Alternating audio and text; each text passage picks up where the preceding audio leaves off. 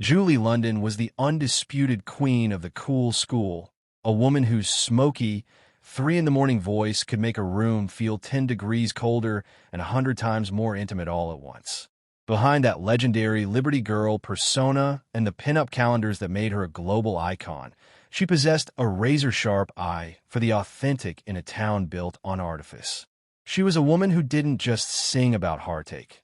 She lived in the spaces between the notes, and that same discerning, almost detached sophistication applied to her view of the men who dominated the silver screen. In an industry where every leading man was polished to a high-gloss finish, Julie London famously narrowed the field down to a select few she considered to be truly, fundamentally handsome. She looked past the studio-mandated charm to find those who possessed a beauty that was both effortless and devoid of vanity. And to understand her choices is to understand the very essence of Julie London herself.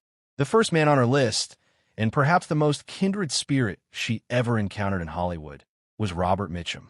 For Julie, Mitchum was the ultimate male animal, a man whose heavy-lidded gaze and sleepy-eyed handsomeness suggested he had seen everything and was impressed by absolutely none of it.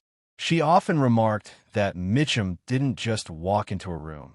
He loomed, possessing a rugged, barrel-chested physical presence that felt dangerous yet strangely comforting. She found his absolute refusal to engage in the Hollywood game to be his most attractive trait. While other actors spent hours in makeup or rehearsing their smolders, Mitchum looked like he had just rolled out of bed, smoked a cigarette, and wandered onto the set by accident. Julie found this lack of vanity to be the pinnacle of handsomeness. She saw in Mitchum a man who didn't need a script to be powerful, someone whose beauty was etched in the lines of a face that had lived a real, unpolished life. To her, Mitchum represented a kind of honest, unapologetic masculinity that was as deep and resonant as one of her own bass lines, a beauty that was grounded in reality rather than studio lighting.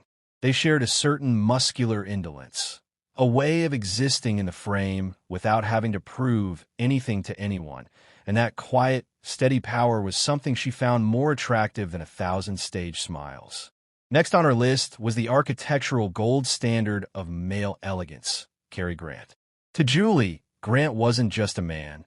He was a carefully constructed masterpiece of style whose very bone structure seemed to have been designed by a master craftsman. She was fascinated by the Cary Grant persona, recognizing that it was a shield of perfection that allowed him to move through the world with a cool, detached dignity that mirrored her own public image. She admired the way he could wear a tuxedo as if it were a second skin. But more importantly, she was captivated by the intelligent, slightly mischievous light in his eyes that suggested he was always 5 minutes ahead of the rest of the world. She felt that his beauty was a mix of physical symmetry and an ironclad discipline of character.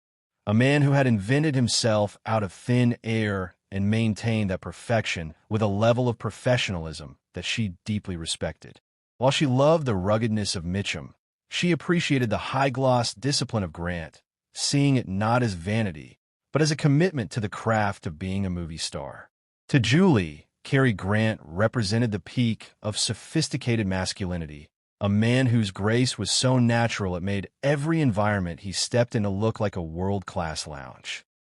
The third man to capture her discerning eye was Robert Redford, whom she viewed as the ultimate golden boy of the next generation.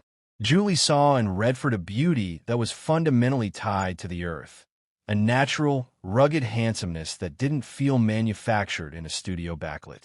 She admired the way he transitioned from the pretty boy roles of the 1960s into the weathered, intellectual characters of the 70s, finding that his face only became more interesting as the lines of experience began to show.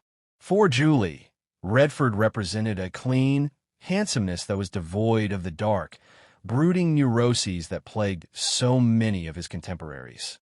She found his presence to be grounding and his physical beauty to be a reflection of a man who was entirely comfortable in his own skin, lacking the need for constant validation. She once noted that a man who could spend his days on a ranch and still look like a god in front of a camera had a kind of authentic power that was impossible to ignore. Redford was the Sundance to her smoky lounge act, a bright, athletic contrast to her dark, intimate world, and she found that balance of outdoor vigor and indoor intelligence to be the hallmark of a truly handsome man. Moving into the realm of raw, animalistic energy, her fourth choice was Marlon Brando. She was captivated by the unpredictable, electric tension he carried in his body, especially in his early years when he seemed to be reinventing the very idea of what a leading man could be. To Julie, Brando's handsomeness wasn't about a perfect profile. It was about the fire in his eyes and the visceral power he brought to every scene. She found him truly handsome because he was a rebel who treated his own beauty with a level of disdain that she found incredibly provocative. She admired the way he could be brutal one moment and devastatingly vulnerable the next, a mix of power and fragility that she felt was the hallmark of a real man. Brando represented a shift away from the matinee idols towards something more visceral and intellectual, and Julie, with her sharp mind and cool exterior, was drawn to that complexity. She often said that his beauty was a trap. It pulled you in with its perfection, only to confront you with a man who was deeply complicated and fiercely independent. He wasn't pretty, he was impactful, and for a woman like Julie London, impact was everything. Finally, the man who topped her list and remained her ultimate standard for beauty for over 30 years was the man she shared her life with, Bobby Troup. While the world knew him as the sophisticated songwriter who penned Route 66 and later as the cool, dependable Dr. Joe early on Emergency, Julie saw a beauty in Bobby that was tied to his wit, his musical genius, and his unwavering devotion. To Julie, Bobby Troup was the most handsome man who ever lived because his looks were inseparable from his soul. She found his lean, scholarly appearance and the way he looked at her from behind a piano to be more alluring than all the leading men in Hollywood combined.